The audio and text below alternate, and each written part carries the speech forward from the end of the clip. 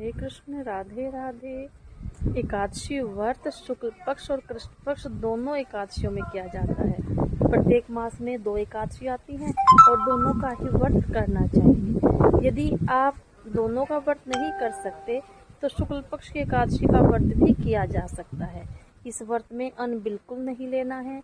आप फलाहार ले सकते हैं, आप दूध ले सकते हैं, घर की बनी मिठाई ले सकते हैं और आप साबूदाना या सिंघाड़े के आटे का प्रयोग कर सकते हैं।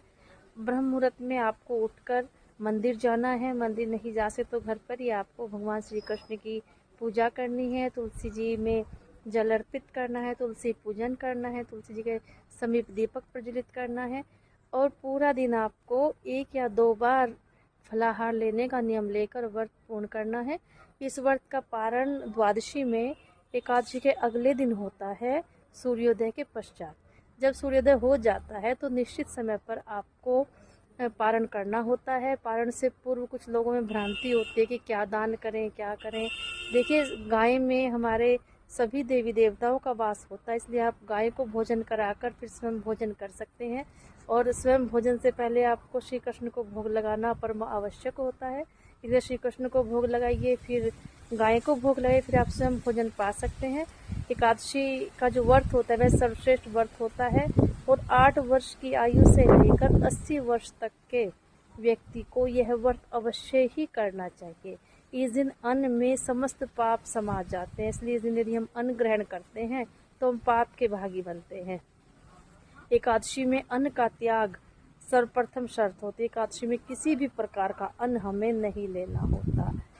और इस दिन वैसे तो एकादशी बहुत बड़ा व्रत है, लेकिन यथासंभव प्रयास करना चाहिए कि हम झूठ ना बोलें, बुराई ना देखें, बुरा ना सुने, बुरे विचार मन में ना लाएं और बुरा कार्य तो बिल्कुल करें ही ना।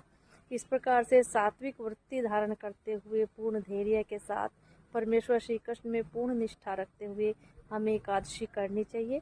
और 12 महीने में 24 एकादशी होती है और जब अधिक मास पड़ता है तो 2 एकादशियाँ और हो जाती हैं। इस प्रकार कुल 26 एकादशियाँ 1 वर्ष में होती हैं। हमें सभी का व्रत करना चाहिए। कुछ लोग ऐसा कहते हैं कि हर वर्ष एकादशी में उदापन होता है, ऐसा भी कोई ज़रूरी नहीं होता। आप निरंतर एकादशी व्रत करते जाएं, यथासंभव भागवत सेवा करते जाएं और श्री कृष्ण की कृपा प्राप्त होती है। जो भी मनोवांछित आपका होता है वह भी पूर्ण होता है। बस एकादशी को अन्न का त्याग अवश्य करें, दुर्व्यसनों का त्याग अवश्य करें और सत्य का पालन करें। फिर देखिए परमेश्वर श्री कृष्ण कितनी जल्दी आप पर प्रसन्न होते हैं। राधे राधे। जय श्री